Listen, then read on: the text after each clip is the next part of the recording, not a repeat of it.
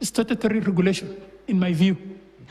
Right. Now, finally, in a constitutional case before the court, and the intelligence agencies claim that disclosing certain evidence could compromise national security. In your own view, because if the evidence is essential for determining the truth of the matter, how should the Supreme Court manage this tension between the national security and the need for transparency and fairness in the judicial proceedings? Thank you very much, Commissioner. These are two competing interests, public interest and the individual's interest to a fair trial. It needs a balancing exercise, and it depends on the context and on the case before court. The issues one can prejudice or damage public interest or public safety. For example, the question is how the extent you can go in terms of the prohibition or limitation. If, for example, it will damage our relationship between another country, there is need for the court to interfere. For example, if it is meant, for example, to hear or to regulate an investigative method, and somebody saying this investigative method which was used to prefer judges against me must be brought before court.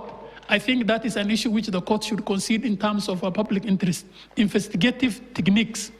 But there are instances where I have seen in some Commonwealth countries, there is need for reduction or need for special sitting where the information is only given to the judges.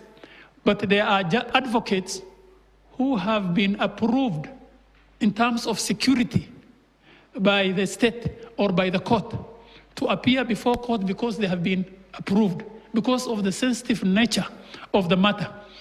If, for example, the person will leave the jurisdiction of the court or is about to commit an offense, the court can regulate. For example, if the information, because we have an information where there is a documentation issued by an advice given by the Attorney General, and somebody steals that information, and this Honorable Attorney General has written to another arm of government. The question is whether it can be used simply because it has been unlawfully obtained. So these are balancing exercises. And I think that I had done a case where a communication coming from the Attorney General was intercepted and was used in a case. And I said, no, you can't use because you are interfering with public interest and the power of the Attorney General to communicate freely and share information in respect of the advice and opinion he's supposed to give various arms of government. Thank you. Thank you very much, Judge. I wish you all the best. Thank you very much, Commissioner. Thank you, Vice Chair. Thank you very much.